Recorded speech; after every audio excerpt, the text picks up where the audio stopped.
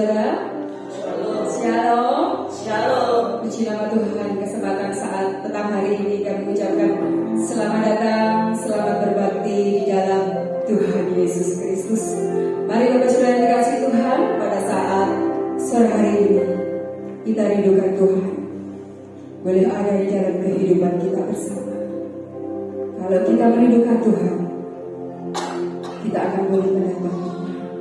Kita boleh bertemu di dalam hadirat yang kudus. Haleluya. Terima kasih Tuhan Yesus, terima kasih. Kami mengucap syukur kepada Engkau pada saat sore hari ini. Kami ada oleh karena kemurahan-Mu yang begitu besar. Kami lebih lagi pada saat ini merindukan Engkau. Boleh masuk di dalam kehidupan kami. Terima kasih Tuhan Yesus, terima kasih Tuhan. Haleluya. Terima kasih Tuhan. Ini kami datang padamu Tuhan.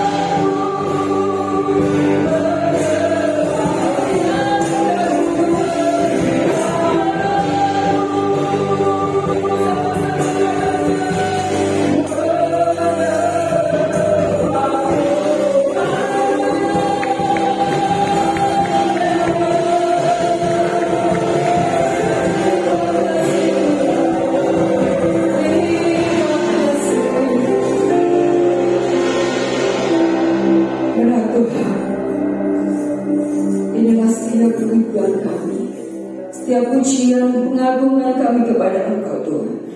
Kau ambil alih seluruh hidup kami Tuhan. Dan di altar ini kami mau memuji Engkau dan menyembah Engkau Raja di atas segala raja.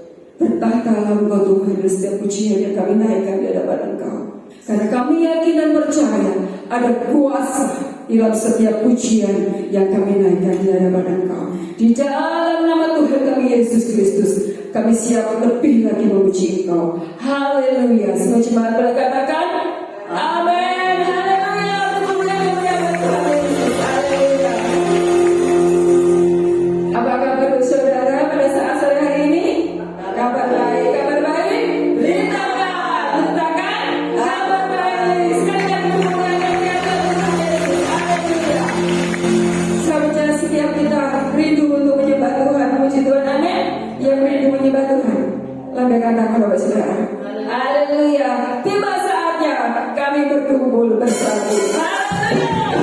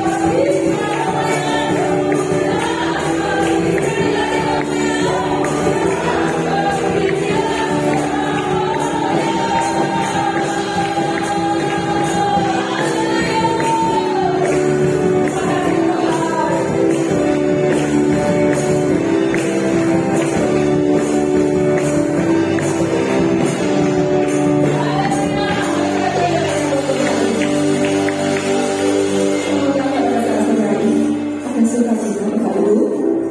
Ada sukacita? Bagikan sukacita Bapak Saudara kepada kanan kiri dan berjabat tangan. Haleluya.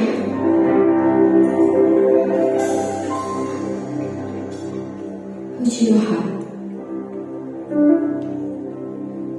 Sudah merasakan sukacita dari kanan kirinya Bapak Ibu?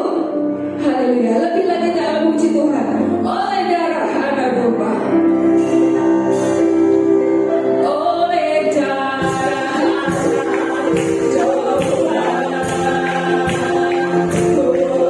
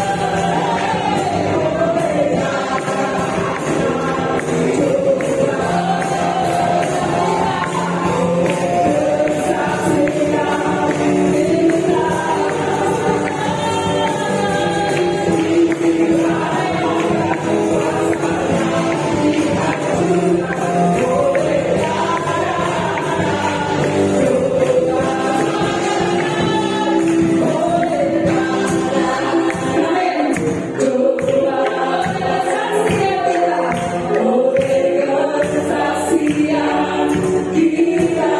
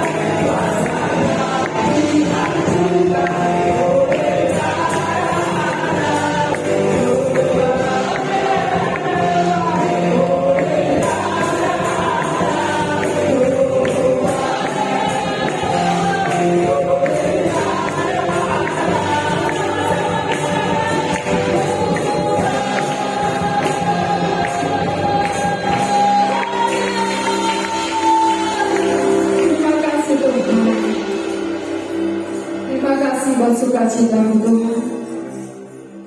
Terima kasih Tuhan Yesus.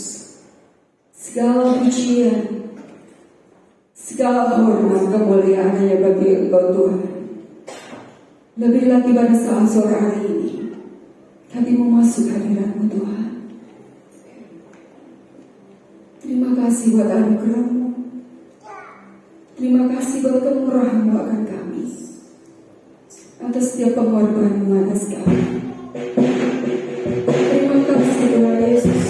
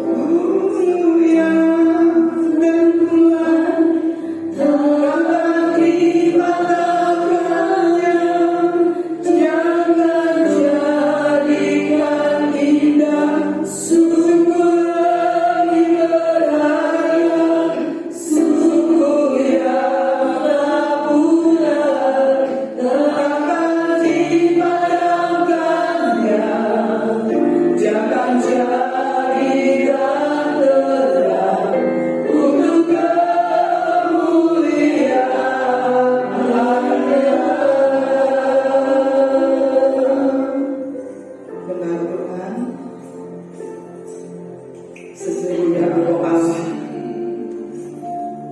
yang sanggup menolong dalam hidup kami. Sesungguhnya Engkau Tuhan yang sanggup memulihkan hidup kami. Bulu yang patah tidak akan biarkan Tuhan. Sungguh yang sudah mulai pudar nyalanya tidak akan dipadamkan, bahkan memulihkan, bahkan menyalakan kembali. Begitu baiknya Tuhan dalam kehidupan kami. Begitu baiknya Tuhan mengasihi hidup kami. Kau tidak pernah membiarkan umat-Mu jatuh tergeletak, tetapi Engkau Allah yang sanggup memulihkan setiap keadaan kami. Ketika kami datang kepada Tuhan, disitulah kami akan mendapatkan pemulihan. Karena kami tahu pemulihan yang sempurna itu hanya bisa datang daripada Engkau yang sanggup memulihkan setiap keadaan kami. Kami mengucap syukur Tuhan sudah menolong kami sepanjang bulan Januari. Kami bisa melalui hari-hari kami Tuhan. Walaupun di situ ada banyak pergumulan yang harus kami lewati, suka duka yang harus kami lalui, tetapi kami bisa melewati semua. Kami percaya itu karena Tuhan, karena pertolongan daripada Engkau Tuhan. Dan kami bersyukur kalau hari ini Tuhan masih izinkan kami bisa masuk dalam bulan yang baru di hari yang kedua ini Tuhan. Terima kasih kesempatan hidup yang Tuhan masih berikan kepada kami. Terima kasih nafas yang Tuhan masih percayakan kepada kami hari ini Tuhan. Terima kasih kesempatan untuk kami bisa beribadah kepada Engkau Tuhan. Inilah yang bisa kami berikan kepada Engkau. Karena sudah terlalu banyak Tuhan sudah menolong hidup kami. Kami tidak bisa menghitung segala kebaikan dan kebaikan Tuhan dalam hidup kami. Dengan apapun Kau balas semuanya itu. Selain hidup kami, pujian, penyembahan kami berikan kepada Tuhan. Terima kasih Tuhan, saat ini kami siap untuk menikmati firman-Mu. Roh Kudus, tolong kami, jamah setiap hati kami. Dijauhkan daripada kami hati yang keras. Kau berikan kepada kami hati yang lembut, tanah hati yang baik. Ketika benih itu ditabur, maka benih itu akan bertumbuh, berbuah, berlipat ganda, mengubah hidup kami, membaharui hidup kami, sehingga kami menjadi seperti yang Tuhan inginkan dalam hidup kami. Terima kasih urapi kami semua Tuhan. Urapi kami hamba-Mu yang terbatas ini. Kami sadar kami tidak bisa tanpa kekuatan-Mu, tanpa Roh-Mu memimpin kami. Urapi kami yang memimpin dalam pemberitaan firman-Mu, sehingga apa yang hamba-Mu ucapkan itu karena Tuhan yang memimpin, karena Tuhan yang menghendaki. Terima kasih, kami siap diberkati firman-Mu dalam nama Tuhan Yesus Kristus. Haleluya. Amin. Silakan duduk. Puji Tuhan.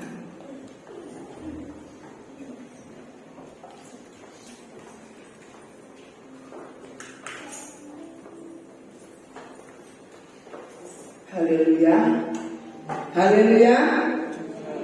Puji Tuhan. Kita bersyukur kepada Tuhan kalau hari ini Tuhan masih mengizinkan kita untuk kita bisa datang kepada Tuhan.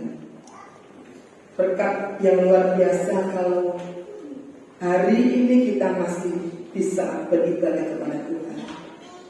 Ada banyak orang, ada kesempatan, tapi mereka tidak bisa untuk datang kepada Tuhan. Hari ini saya akan melanjutkan khotbah saya masih yang bertemakan tentang ibadah itu prioritas. Sampai kita semua memiliki hidup dalam kehidupan kita bahwa ibadah itu sebuah prioritas yang harus kita utamakan dalam kehidupan kita. Tadi ketika di Selomangling, di tengah-tengahnya mau firman ini saudara, saya diingatkan Tuhan tentang ranting. Ranting, Bapak Ibu tahu ranting? Kehidupan kita itu digambarkan Tuhan seperti ranting. Tuhan adalah pokoknya. Ketika saudara di situ mungkin di rumah saudara ada pohon, cobalah saudara rantai itu diputuskan dari pohonnya. Rantai itu diputuskan dari pohonnya, diputuskan dari pokoknya. Bagaimana keadaan rantai itu? Gimana Pak Indra? Ketika rantai itu nempel pada pokoknya dengan Pak Indra langsung putuskan dengan pisau. Kira-kira bagaimana nasib rantai itu? Kering. Daunnya yang awalnya hijau, selang beberapa hari akan kering. Kalau sudah kering, kemana nasibnya? Dibuang ke tempat sampah atau dibakar. Nasib daripada ranting yang kering, gak enak gunanya. Demikian pula kehidupan kita, Bapak Ibu. Ketika kita mencoba jauh dari pokoknya, jauh dari Tuhan, sesungguhnya kita ini seperti ranting yang tidak berguna di hadapan Tuhan. Tidak ada artinya. Sebabnya saya rindu ibadah ini menjadi satu hal yang prioritas dalam kita. Sampai kehidupan kita mengerti, memahami kenapa saya ulang-ulang firman Allah ini, supaya kita di tahun yang baru ini tercatat dalam kehidupan kita, mulai dari anak-anak sekolah minggu, remaja, pemuda, orang-orang dewasa, sampai lansia. Kita akan tanamkan dalam hati kita bahwa ibadah itu prioritas dalam kehidupan kita. Saya akan mengulang satu tokoh. Yang pertama adalah siapa? Sadrak, Mesak, dan Abednego. Satu tokoh yang sangat luar biasa, menyatakan bahwa ibadah itu bagi Sadrak, Mesak, Abednego sebuah prioritas. Kenapa? Buktinya ketika Raja Nebukadnezar coba membelokkan ibadahnya, coba membelokkan keyakinannya kepada yang lain, menyembah kepada patung. Ketika waktu itu Sadrak, Mesak, Abednego tetap memilih menyembah kepada Tuhan. Sekalipun resikonya yang dihadapi adalah Sadrak, Mesak, Abednego harus masuk dalam dapur api yang dipanaskan 7 kali. Bagi mereka, ancaman itu bagi mereka tidak menakutkan, karena tahu kepada siapa aku menyembah. Karena Sadrak, Mesak, Abednego tahu kepada siapa aku berdoa, kepada siapa aku beribadah. Kalau kita punya keyakinan bahwa kepada siapa aku beribadah, kita ibadah itu kepada Tuhan yang hidup, yang punya kuasa surga dan bumi. Kalau kita mengutamakan Tuhan Allah yang hidup, yang punya surga dan bumi, yang memiliki hidup kita, masa si Tuhan tidak menolong kita? Masa si Tuhan membiarkan kita? Jawab saudara, mungkin tidak? Tidak mungkin. Itu sebabnya Sadrak, Mesak, Abednego walaupun dibelokkan dan resikonya harus masuk dalam dapur api, tidak tergoyahkan tentang ibadahnya kepada Tuhan. Ini loh saudara, ketika kita kuat dalam ibadah kepada Tuhan, ketika iman kita teguh, fokus kita kepada Tuhan, apapun kondisi kita, Tuhan tidak akan meninggalkan saudara dan saya. Orang yang tidak takut kehilangan nyawa, dia tidak akan kehilangan nyawa. Orang yang tidak takut kehilangan kedudukan dan jabatan justru tidak akan kehilangan. Contoh yang kedua yang hari ini saya akan menyampaikan, yang kedua adalah tema kita tentang Yosua. Siapa Yosua? Yosua itu adalah abdi Musa, pembantunya Musa. Setelah Musa dipanggil Tuhan meninggal, maka Tuhan memilih Yosua untuk melanjutkan kepemimpinan Musa, memimpin bangsa Israel menuju tanah Kanaan. Ada sebuah pertanyaan, kenapa kok Yosua? Kok bukan yang lain? Bukankah ada banyak orang di sana yang bisa menggantikan Musa? Kenapa harus Yosua? Menarik untuk direnungkan bahwa karena Yosua adalah salah satunya, dia adalah pribadi yang taat dan setia kepada Tuhan. Kita akan melihat ayatnya dalam Yosua pasal yang ke-24 ayat 14 sampai 15. Ayat tema kita di tahun ini. Mari kita baca bersama Bapak Ibu. 1, 2, 3. Oleh sebab itu, takutlah akan Tuhan dan beribadahlah kepadanya dengan tulus, ikhlas dan setia. Jauhkanlah ilah yang kepadanya nenek moyangmu telah beribadah di seberang sungai Efrat dan di Mesir, dan beribadahlah kepada Tuhan. Tetapi jika kamu anggap tidak baik untuk beribadah kepada Tuhan, pilihlah pada hari ini kepada siapa kamu akan beribadah. Ilah yang kepada nenek moyangmu beribadah di seberang sungai Efrat, atau ilah orang Amori yang negerinya kamu diami ini.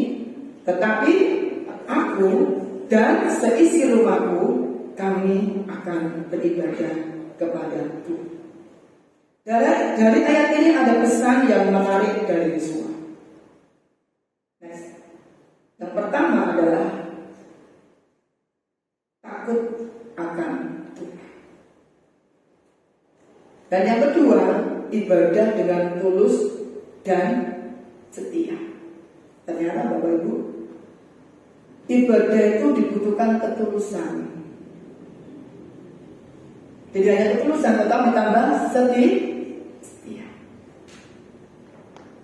Ketika kita beribadah dengan ketulusan hati dan setia, saya yakin di situ Tuhan pasti menolong dalam kehidupan kita. Tapi pertanyaannya buat kita, bagaimana selama ini dalam kehidupan kita? Ketika waktunya beribadah, ketika waktunya melayani, ketika waktunya beribadah, adakah dalam mulut kita ngomong begini, minggu meneh, ya, minggu maneh, ibadah maneh, ibadah maneh, ibadah maneh. Ketika kita dalam hati kita mungkin belum diucapkan, tapi dalam hati kita ngomong ibadah maneh, minggu maneh. Sesungguhnya kita sedang tidak tulus dalam ibadah. Karena di dalamnya ada kata-kata ngresulo. Sudah tahu ngresulo? Itu bahasa Girika. Ngresulo. Tanyakan kanan kiri apa ngresulo itu? Enggak ikhlas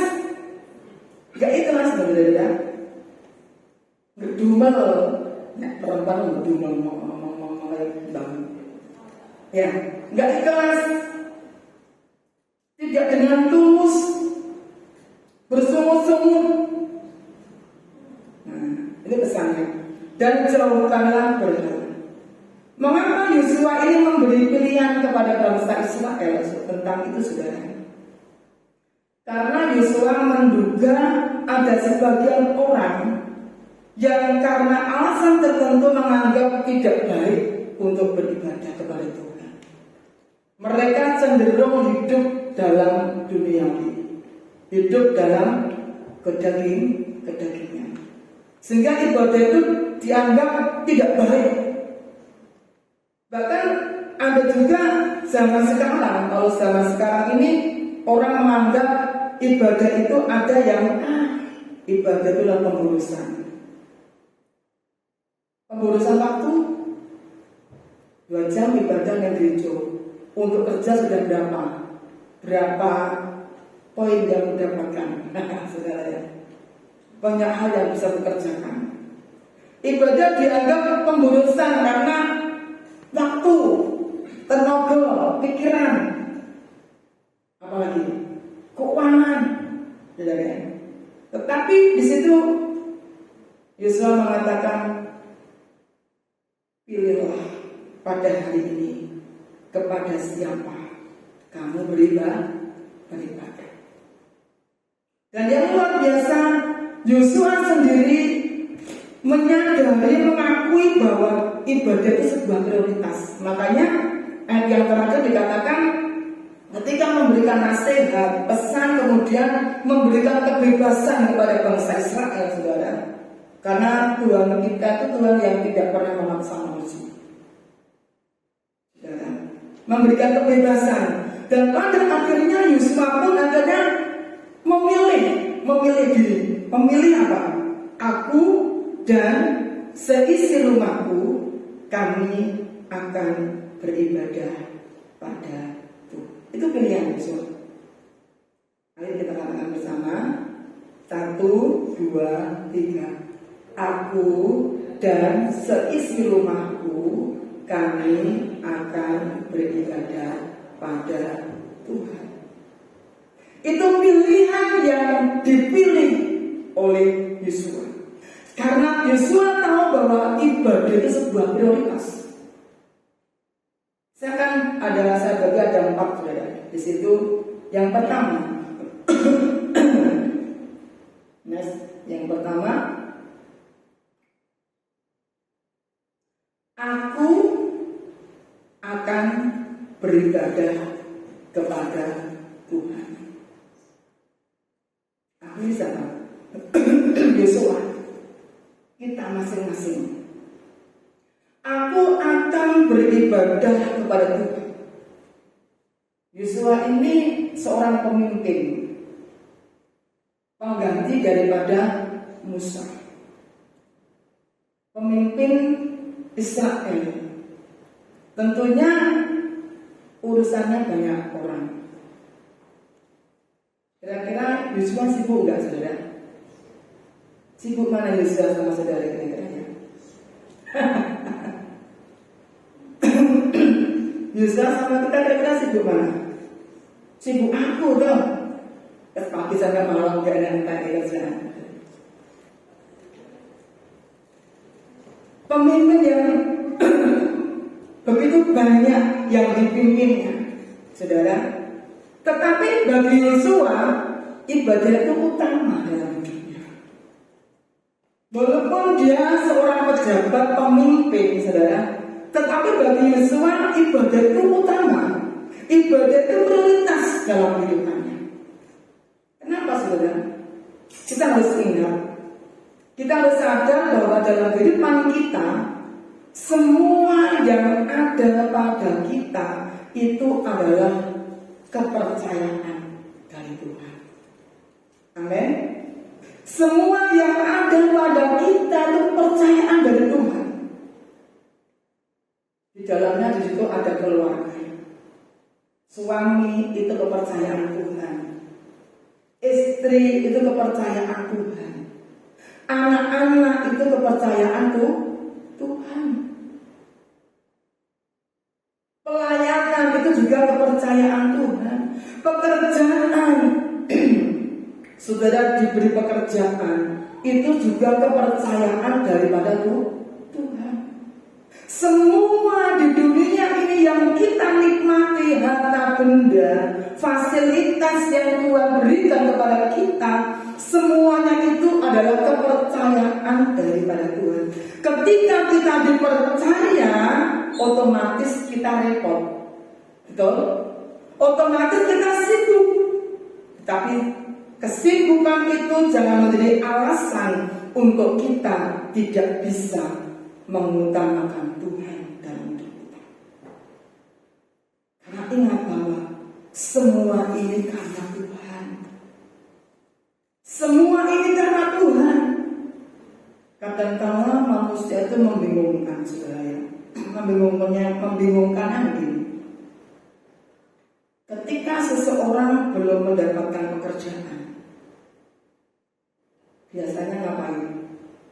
Mintakan, Tuhan tolong buka jalan, beri aku pekerjaan yang baik, yang tepat. Kalau sudah punya keluarga yang bisa mencukupkan menghidupi keluargaku, nggak salah, memang harus berdoa. Ketika kita belum mendapatkan jodoh, berdoa, Tuhan, usiaku sudah sekian, Tuhan, temukan jodoh yang tepat untukku. Doa itu baik.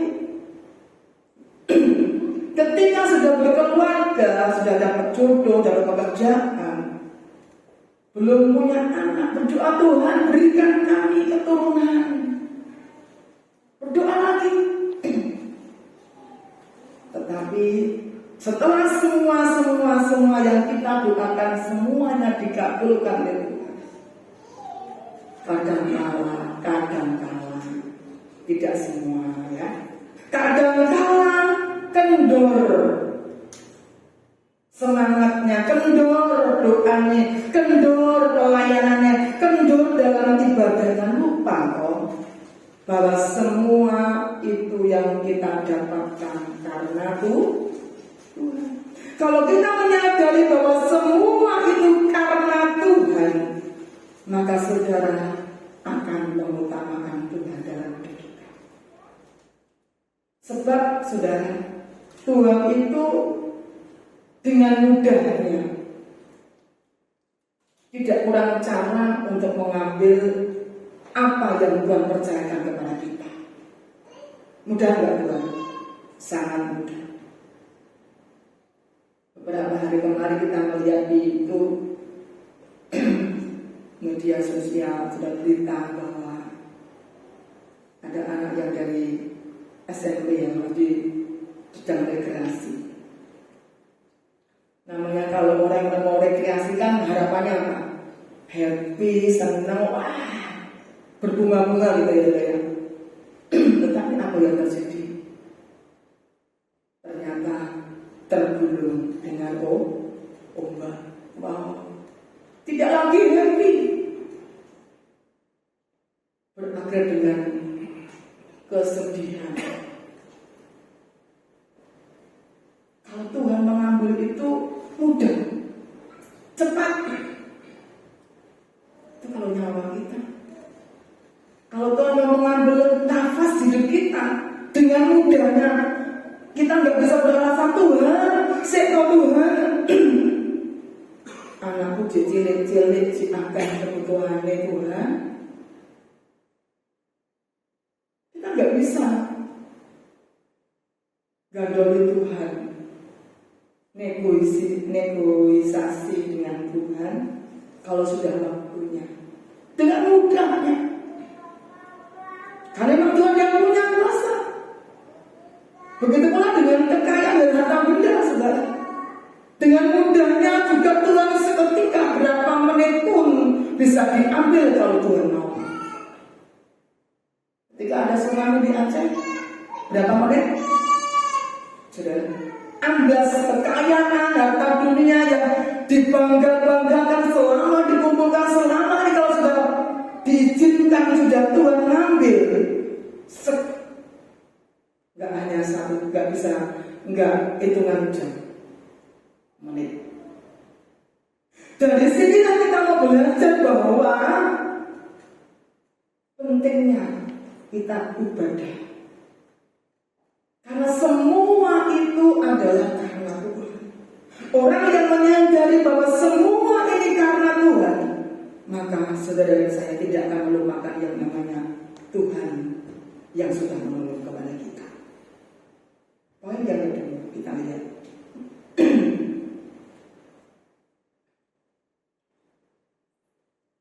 bagi seisi rumahku akan beribadah kepada Tuhan. Seisi rumah, di situ ada keluarga, ada suami, ada istri, ada anak-anak, ada mertua yang masih dipercaya mertua, ada orang tua yang masih percaya orang tua, ada hamba-hamba orang-orang yang di sekitar kita yang nolongin kita, yang mendukung kita, yang membantu kita untuk mengurus anak-anak, mengurus pekerjaan, mungkin saudara. Semua diajak beribadah, utamakan Tuhan. Yosua, saya katakan tadi, dia seorang pemimpin, seorang pemimpin yang sangat sibuk sekali. Tetapi bagi Yosua tidak mengabaikan yang namanya anggota keluarganya untuk diajak beribadah kepada Tuhan. Walaupun dia seorang pemimpin yang sangat sibuk, tapi tidak membiarkan anggota seisi rumahnya, tidak lupa mengajak anggota keluarganya untuk beribadah kepada Tuhan. Inilah tugasnya seorang pemimpin di dalam keluarga. 1 Timotius pasal yang ketiga ayat 4 sampai yang kelima dikatakan, seorang kepala keluarga yang baik disegani dan dihormati oleh anak-anaknya. Jika seorang tidak tahu mengepalai keluarganya sendiri, bagaimanakah ia dapat mengurus jemaat Allah? Berarti seorang pemimpin, saudara dan saya yang bapak-bapak sebagai imam, kita punya tugas untuk membawa keluarga kita untuk beribadah kepada Tuhan. Itu tugas kita. Kalau belum, kita berdoa supaya semua keluarga kita, semua keluarga yang beribadah kepada Tuhan. Jadi tidak hanya kita tidak hanya diri kita yang beribadah, tapi kita juga akan membawa orang-orang di sekitar kita untuk bisa beribadah kepada Tuhan. Ini sangat penting. Poin yang ketiga, coba perhatikan. Poin yang ketiga adalah bukan seisi rumahku tanpa aku. Di sini berarti Yosua ini tidak membiarkan dirinya hanya keluarganya saja yang beribadah, tapi dia juga mau beribadah. Yosua tidak mau jadi calo surga.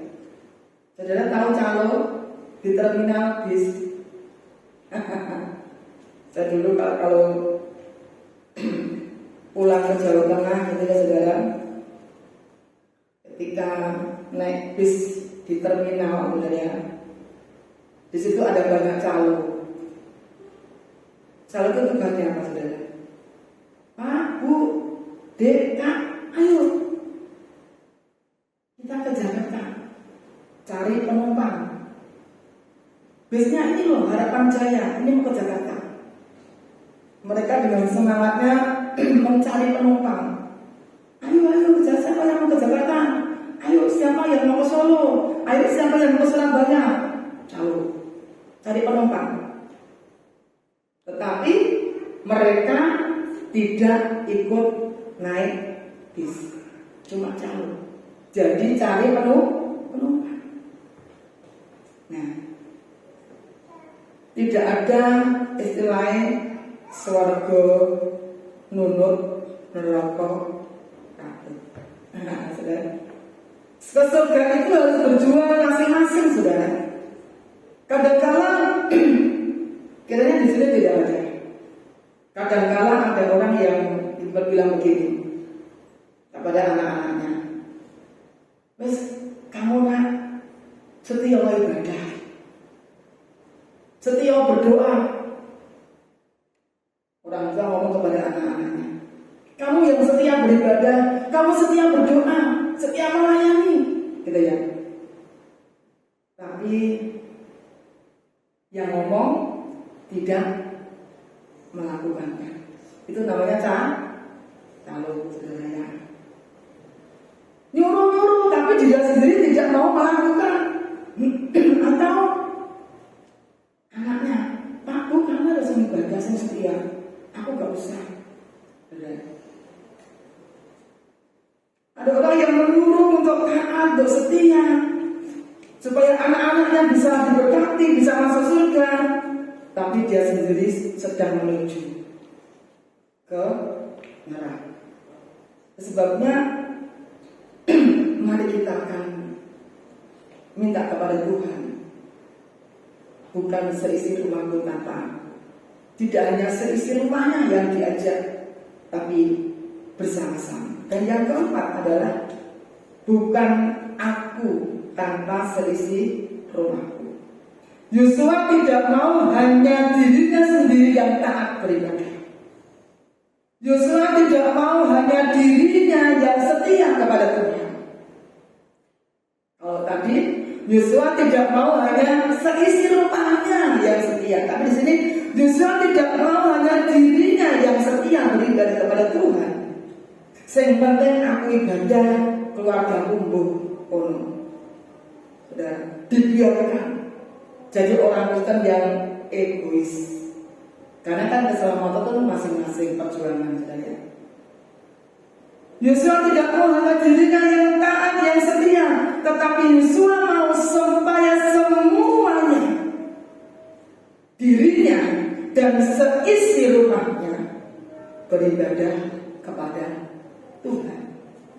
Itu yang Tuhan inginkan dalam kehidupan kita.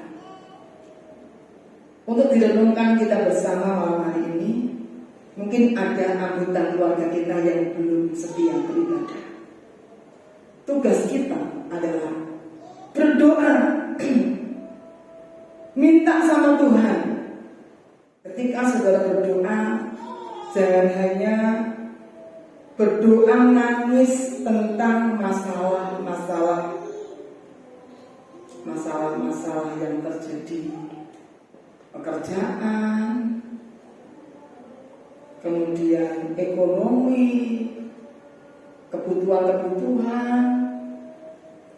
Ayo sekarang mulai, jangan hanya doa nangis tentang hal-hal yang sifatnya sementara.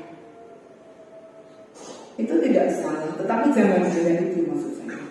Tapi mari kita mulai berdoa, nangis, Tuhan, aku punya kehidupan seperti Yosua. Aku dan seisi rumahku, kami akan beribadah kepada Tuhan. Bukan hanya kita yang taat beribadah, bukan hanya seisi rumah kita yang taat, tapi semuanya taat dan setia beribadah kepada Tuhan. Itu dibutuhkan sebuah doa yang terus kita doakan, kita tangisi, kita minta sama Tuhan sampai goal kita adalah semuanya, sampai memahami goal kita semuanya bahwa ibadah itu sebuah prioritas. Sehingga ketika ada salah satu keluarga itu misalnya lemah dalam beribadah, maka mereka ingat, oh iya, ibadah itu gak utama. Aku gak boleh lemah. Aku harus bangkit. Aku harus bersemangat kepada Tuhan. Kita akan melihat apa dampaknya ketika seorang pemimpin, seorang imam itu taat setia dalam beribadah kepada Tuhan. Kita akan melihat di dalam ayatnya Yosua pasal 24 ayatnya 24 sampai 26.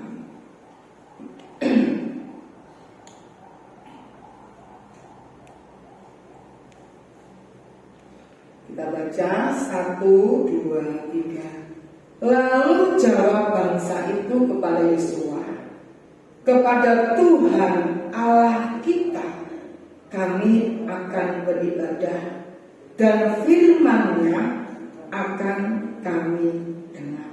Pada waktu itu kan Tuhan Yosua memberikan pesan. Setelah memberikan pesan, Yosua memberikan sebuah pilihan kepada bangsa Israel. Nah, ini jawabnya. Ketika itu bangsa Israel berkata kepada Yosua, menjawab, kepada Tuhan Allah kita kami akan beribadah, dan firman-Nya akan kami dengarkan. Setelah itu apa? Pada hari itu juga Yosua mengikat perjanjian dengan bangsa itu dan membuat ketetapan dan peraturan bagi mereka di Sikem. Yosua menuliskan semuanya itu dalam kitab hukum Allah. Lalu ia mengambil batu yang besar dan mendirikannya di sana di bawah pohon besar di tempat kudus Tuhan. Ketika seorang pemimpin itu taat, saudara, maka yang dipimpinnya mereka mengikuti beribadah kepada Tuhan. Yosua pasal 24 ayat 31, situ dikatakan firman Tuhan. Yosua, ya, satu ayat lagi kita akan baca bersama. Yosua 24 ayat 31, apa firman-Nya? 1, 2, 3. Orang Israel beribadah kepada siapa? Kepada Tuhan sepanjang zaman Yosua dan sepanjang zaman para tua-tua yang hidup lebih lama daripada Yosua, dan yang mengenal segenap perbuatan yang dilakukan Tuhan bagi orang Israel. Wow, ini saudara, ada satu dampak yang luar biasa ketika pemimpin itu beribadah kepada Tuhan. Maka sepanjang zaman Yosua semuanya beribadah kepada Tuhan. Ingat Bapak Ibu, saudara dan saya punya generasi. Kita punya anak-anak yang masih jomblo-jomblo, nanti akhirnya juga punya anak. Setelah menikah nanti akhirnya punya anak. Itu sebabnya mulai hari ini kita akan bawa hidup kita pribadi lepas pribadi untuk mengutamakan, untuk beribadah kepada Tuhan. Sebab ketika kita beribadah mengutamakan Tuhan akan berdampak kepada generasi berikutnya, menjadi orang-orang yang taat dalam beribadah kepada Tuhan, akan diingat oleh anak-anak, cucu, cicit, sampai apa? Cicit, anak, cucu, cicit, dan seterusnya. Akan diingat, oh iya, dulu ibuku, bapakku taat dalam ibadah. Pasti itu akan diingat oleh anak-anak kita. Saudara, saya ingat jemaat di sini yang sudah lanjut, saudara, almarhum Ibu Polim, orang tua daripada Pak Pipit, Mbak Warni, Mbak Lastri, taat dalam ibadah. Doa pagi dari rumah Karanganyar sampai ke gereja, setiap pagi jalan doa. Dan saya percaya itu tidak akan dilupakan oleh anak cucunya. Pasti akan diingat ibuku Dembele. Pasti diceritakan, diingat. Dan ketika kumpul dengan anak-anaknya, nenek kita dulu dari rumah Karanganyar sampai ke gereja jalan kaki. Saya puji Tuhan gak jalan kaki. Bener Mas Ibit? Sampai cepat bener. Jalan kaki itu aja jalan kaki loh saudara.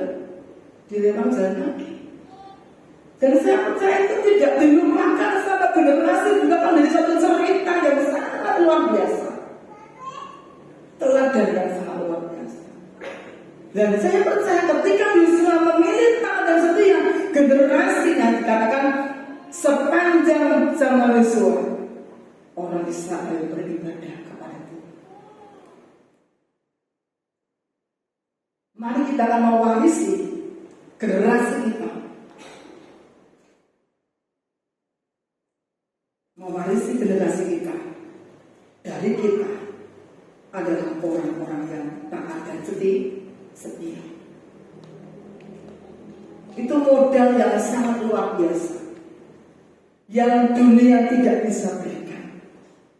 Puji Tuhan, kalau saudara punya orang tua diwarisi dengan harta benda, puji Tuhan. Tetapi kalau toh tidak diwarisi dengan harta benda, tetap puji Tuhan, asalkan kita diwarisi iman kepada Tuhan Yesus. Itu jauh lebih berharga daripada harta benda. Karena harta benda itu bisa hilang seketika. Benar saudara? Saya punya saudara.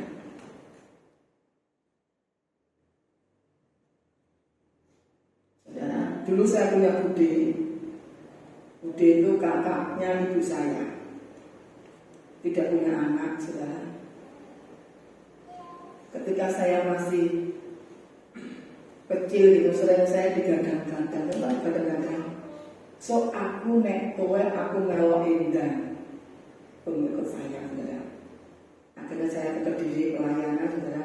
Bude saya di rumah sakit, dan waktu itu bude saya juga punya ngambil anak dari kakaknya bude saya untuk merawat. Singkat cerita, bude saya pada saya meninggal, semua kekayaannya, harta bendanya, punya sawah, punya tegal, punya banyak, saudara, diwariskan kepada kakak saya ini yang merawat dan ngopeni. Setelah itu apa yang terjadi?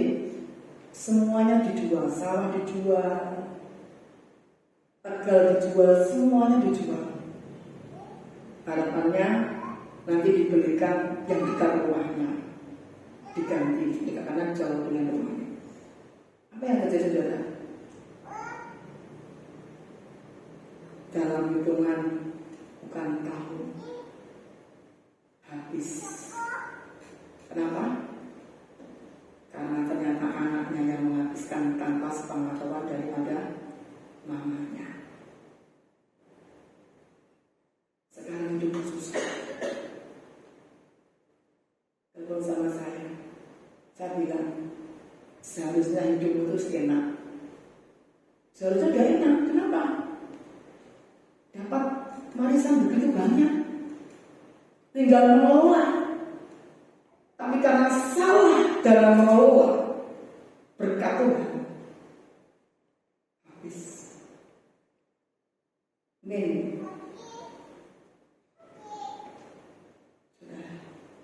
itu sebabnya warisan ketaatan dan kesetiaan kepada Tuhan jauh lebih penting daripada harta dunia.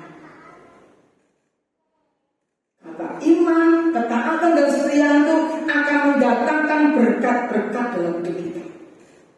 Tapi warisan dunia tidak akan bisa mendatangkan ketaatan dan kesetiaan kepada Tuhan. Itu saudara. Dan puji Tuhan, kalau kita bisa memberikan warisan kepada anak-anak kita, generasi kita, harta benda, puji Tuhan. Tapi jangan lupa, di situ kita juga akan memberikan warisan iman, ketaatan, kesetiaan dalam ibadah kita kepada Tuhan. Maka generasi kita, saya percaya, sampai hidupnya akan menjadi orang-orang yang taat kepada Tuhan. Apapun keadaannya, akan tetap memilih untuk taat dan setia kepada Tuhan. Biarlah firman Tuhan malam hari yang membawa kepada kita. Jadilah pemimpin yang bijak, memilih untuk taat dan setia, memberikan teladan yang baik bagi orang-orang di sekitar. Dimulai dari diri kita, dimulai dari Yosua, taat beribadah, kemudian mengajak seluruh keluarganya untuk taat setia beribadah. Kalau mungkin hari ini ada yang belum semuanya, ini bagian kita, tugas kita, doa kita, untuk kita membawa keluarga kita semuanya untuk taat dan setia kepada Tuhan. Ketika kita datang ke dunia, kita nggak membawa apa-apa. Ketika kita pulang, kita juga nggak membawa apa-apa. Tetapi ketaatan, kesetiaan, ketekunanmu, pelayananmu, ibadahmu, itulah yang akan kita bawa untuk kita masuk dalam kerajaan surga. Tuhan memberkati kita malam hari.